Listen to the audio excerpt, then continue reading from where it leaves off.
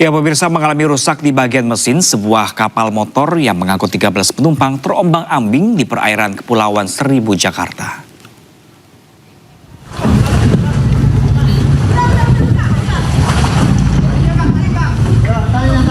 Setelah 1 jam terombang-ambing, petugas gabungan mengevakuasi 13 penumpang dari kapal motor Cahaya Pesona yang mengalami mati mesin.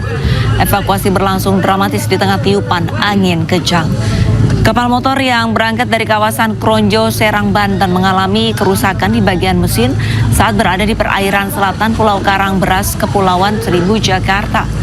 Para penumpang kapal dievakuasi ke Pulau Panggang sebelum akhirnya diangkut kapal lain untuk melanjutkan perjalanan.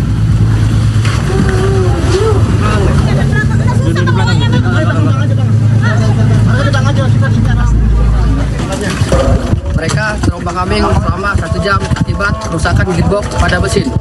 Kami langsung menuju ke TKP bersama instansi terkait, BPBD, dan kepolisian. Evakuasi berjalan dengan lancar. Sementara itu, pemirsa, kapal perintis kapal motor ganda Nusantara 17 milik PT Pelni rute pelayaran Bitung Ternate nyaris tenggelam dihantam gelombang di wilayah perairan Maluku Utara. Utara 17. Sargen kita ambil poin. Utara 17.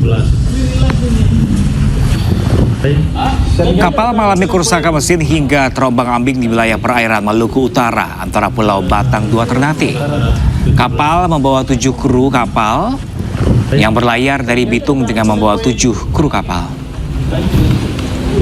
Upaya perbaikan telah dilakukan, namun banyaknya air yang masuk membuat mesin tak bisa diperbaiki.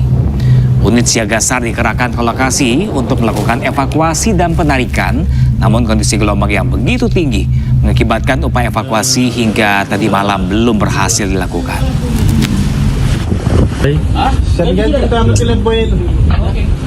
Kapal mengalami kerusakan pada mesin di sekitar perairan Maluku Utara. Dan kru kapal telah berusaha melakukan perbaikan secara mandiri, namun tidak berhasil, dan selanjutnya melaporkan kepada pihak Pelni, dan pihak Pelni melaporkan dan minta perbantuan SAR kepada kantor SAR Ternate. Beralih ke informasi lain, pemirsa, juru bicara KPK Budi Prasetyo menjelaskan kronologi proses operasi tangkap tangan 27 orang di lingkungan pemerintah Kabupaten Cilacap. Salah satunya Bupati Syamsul Aulia Rahman.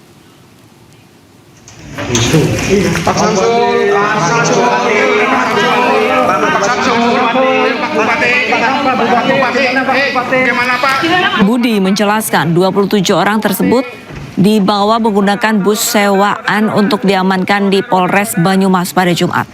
Usai pemeriksaan di Polres Banyumas Jumat malam, KPK menggelandang 27 orang tersebut menuju Jakarta dengan menggunakan transportasi kereta. Dari 27 orang tersebut, 13 orang telah menjadi terperiksa. Dari seluruh proses tersebut, KPK telah menetapkan 2 orang sebagai tersangka. Namun Budi masih enggan menyebutkan siapa-siapa saja yang menjadi tersangka dan kasus yang menjadi penyebab OTT tersebut.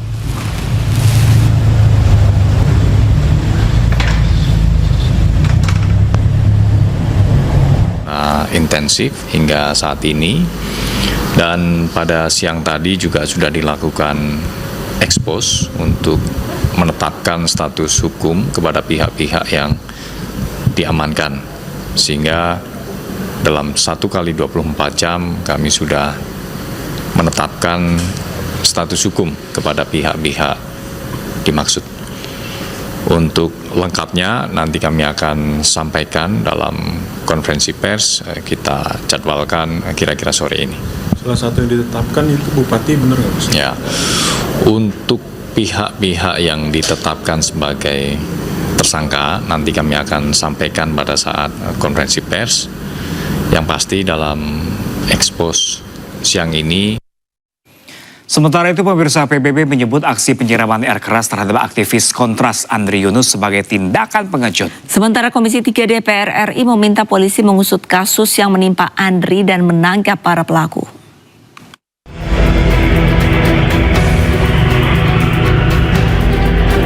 Kasus penyiraman air keras yang dialami aktivis Komisi untuk Orang Hilang dan Korban Tindak Kekerasan atau Kontras, Andri Yunus, memantik kemarahan banyak pihak.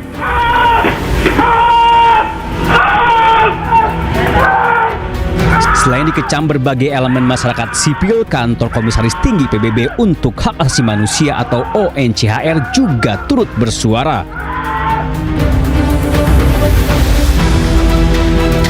Diunggah di akun media sosial, PBB menyebut sangat prihatin atas serangan yang dialami Andri Yunus. PBB bahkan menyebutnya sebagai tindakan pengecut. PBB juga mendesak pemerintah Indonesia untuk mengungkap kasus penyerangan terhadap pembela HAM. Dukungan juga disampaikan Ketua Komisi 3 DPR RI Habibur Rahman.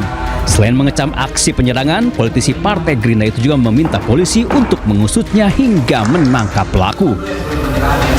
Kami sudah berkomunikasi dengan Kapolda Metro Jaya dan meminta agar kepolisian bergerak cepat mengusut kasus ini dan menangkap para pelakunya. Kita tidak boleh mentolerir segala bentuk kekerasan kepada warga negara. Apapun bentuk perbedaan pendapat harusnya tidak boleh direspon dengan kekerasan dan premanisme.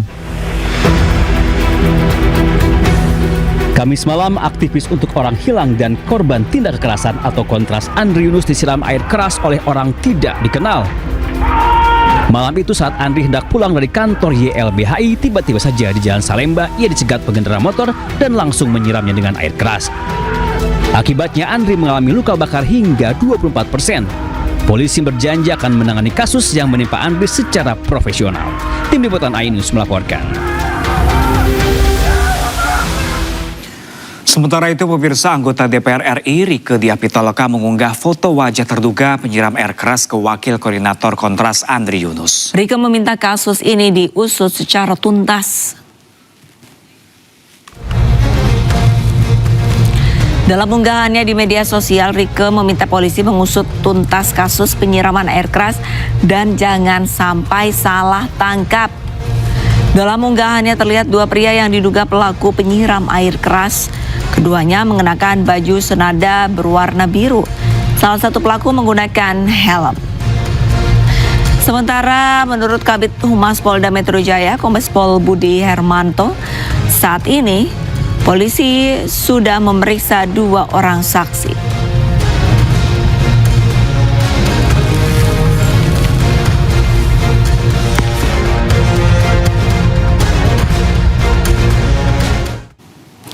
Pemirsa, Presiden Prabowo angkat suara terkait kasus penyiraman air keras terhadap Wakil Koordinator Kontras Andri Yunus. Ya, Presiden memerintahkan Kapolri Jenderal Listio Sigit Prabowo usut tuntas penyiraman air keras terhadap aktivis tersebut.